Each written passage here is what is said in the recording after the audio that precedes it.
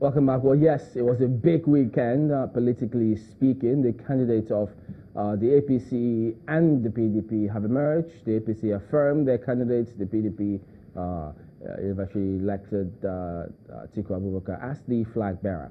Now, to shed some light on those two contending issues, of course, you know, as you've seen in the dailies, there are lots of talking points. Let's start from Abuja this time. Okay, all right, so let me come back here then. Let's stay here. We've got Mr. George Eke here with us. He's a legal practitioner and a member of the PDP. Thank you for coming on this morning. Thank you so much. Well, I haven't seen the emergence of Atiku Abubakar as the PDP flag bearer, but can you discountenance almost 15 million votes of the PDP? So isn't that going to perhaps wipe away the celebrations that the PDP has about the emergence of Atiku Abubakar? Are you talking about 15 million votes of the APC? Of the APC, because okay. The president, they ratified the president's candidature. That's a huge figure. Yes. Well, we're not here to interrogate those figures. Otherwise, one would have just, the first question would have been, where did they get those figures from? You know, APC, yeah, sure. I tell you what direct primaries are like. APC said they were going to do direct primaries. A party that is going to do direct primaries and does not have a voters register, does not have a members register. Members register is what will entitle people to go and queue behind a choice candidate, a preferred candidate. That is what direct primaries is all about, as against indirect primaries, which is a delegate election. In other words, what they are saying is that this number of people queued behind Buhari in various wards of the Federation, who are APC members. The question is, they don't even have that. We were trying to do some kind of membership registration review. They couldn't conclude that. So in other words, every market woman ordinarily became an APC member, assuming physically such number ever queued behind a Buhari. But the point is that most of those numbers are cooked. Let me not waste your airtime. We'll hope to interrogate that when we get the APC perspective on this. Those numbers are cooked. But now they are just for the purpose of figures. Back to that of the PDP now. Out of a little over 3,000 delegates, he polled over 1,000. But beyond all of that, what do you think informs the optimism that PDP seem to have about their candidature? You see, if there is any time people or Nigerians should give kudos to PDP, is this time around. Why? Indeed, when I watched that primaries, I never imagined that, one, that it was happening in Nigeria and that those were Nigerian politicians. If you look at what happened during what one can say is their manifesto night, when they were given about 5 minutes to talk to the delegates and all of that, everybody came and talked about what he's capable of doing without demarcating the other. That is un-Nigerian in politics. Because the first thing to do is to begin to run down the other candidates, as it were. And all of them ended up saying that, look, I'm prepared to work with whoever emerges, assuming it is not me. Nigeria has never seen that kind of thing. But with regard to even the process, the organization and all of that, hitch-free. Nobody went to court to either challenge the venue of the primaries or who should call for the primaries and all of that. No hoodlum ever snatched anybody's phone in that place. Isn't that because it's within your party? No. It's internal party matter. The point is that the organization was near perfect. It was ideal, if there's anything like that. And then he threw up a candidate that I can, by my own description, see as a balance of political terror. Because here is a Buhari that is an incumbent president, given his age, his exposure, and all of that. And among the 12 candidates that contested in the PDP primaries, granted that all of them were amply qualified to run for president, it may not be now, given the fact that a man who eventually emerged as the PDP candidate, look at what he's coming with. About 40 years of political experience. That, of course, will match that of Buhari. He has tremendous war chest, which is very relevant in politics. The man has a reach that is beyond anybody's imagination. Reach by way of his level of friendship. I can assure you that Atiku has friends in the 774 local governments in this country. It's not like a Buhari that was late to certain states because he was going to contest election. He probably didn't know anything. He probably arrived that state for the first time in his life. Speaking about, but Atiku has a reach. I'm talking about personal reach, social relationship. But speaking about the war chest, the nooks and crannies of this country. When you talk about the war chest, I'm sure you must have come across a statement by the APC, one of their campaign spokespersons or coordinator, where he said, responding to the emergence of Atiku as a PDP flag bearer.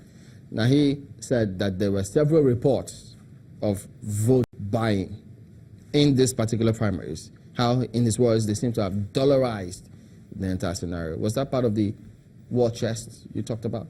Look, there are certain things we don't pretend about in politics. Probably on television, we may say vote buying, and it will look quite negative. If there is anything that has happened in politics since the era of politics in this country, is what they call welfare. You must find a way of augmenting how, in short, in local terms, it is called transport fare. Oh, transport fare. Transport fare. So there is no way, as a politician, you will call for a meeting, over and above how much you feed them and how much you entertain them. You will also see the volume of cars that they have parked in your compound, maybe SUVs and all of that. They will come back and tell you, say, how do we go now? What of our transport fare? So that means, as a politician, if you're seeking to contest, if you don't have transport fare, can you be described as a non-starter? No, if you don't have money in politics, I can tell you, no matter how bright your ideas are, they will die with you. Wow. That is the truth of the matter. And I'm not sure I'm saying something that Nigerians don't know. If you don't have money in politics, you better keep your ideas and use them to write newspaper columns and all of that, and deliver lectures at National Institute of International Affairs and all of that. But if you must get into politics, you must play the game the way it is played. So, but let's leave that and now talk about the contest between the titans, as it were. Because initially, they had touted the Sokoto State Governor, former Speaker, Tambuwal, as the person who was the front runner, who was going to emerge. But along the line, something changed. But again, it also strengthens both our democracy and our party politics.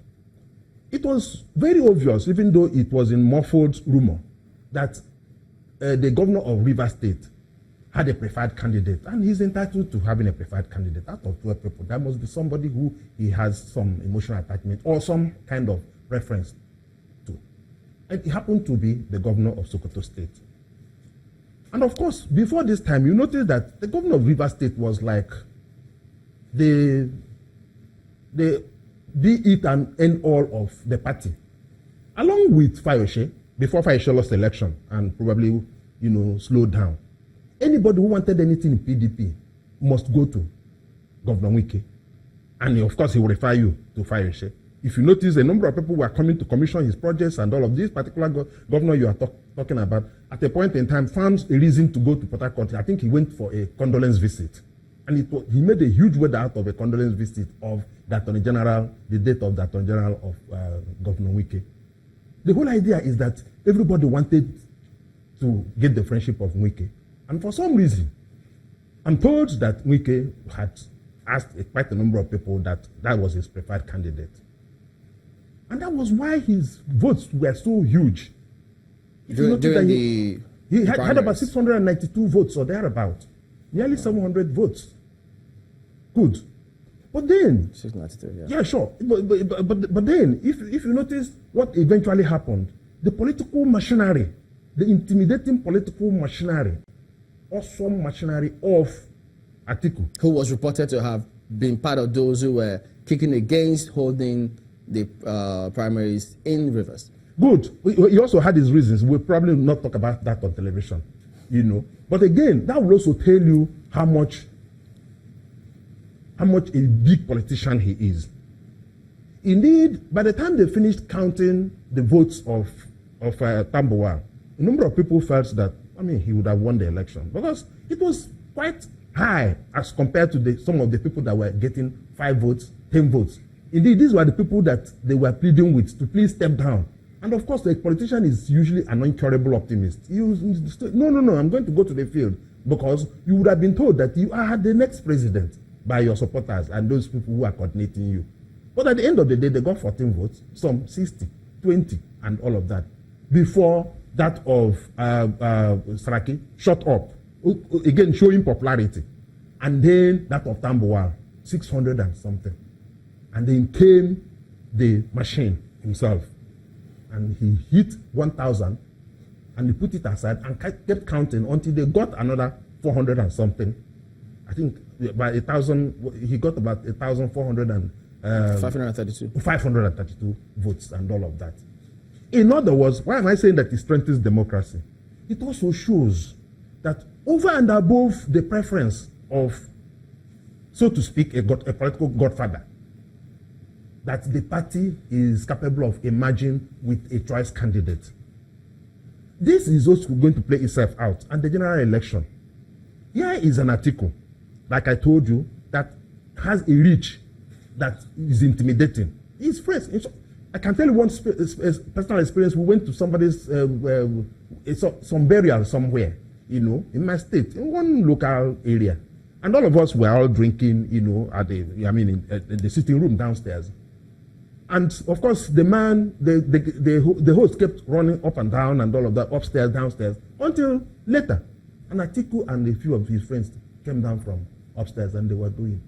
I'm talking about a local place where you wouldn't expect maybe a man like that to be. So that's the level of friendship that he has. And I'm talking about in all the local governments. Okay, let's talk to Abuja now. We need to find out, will this intimidate the APC, or is it that the 14 million plus votes that affirm the president as the candidate of the APC intimidate the PDP? We'll find out. Ajuri.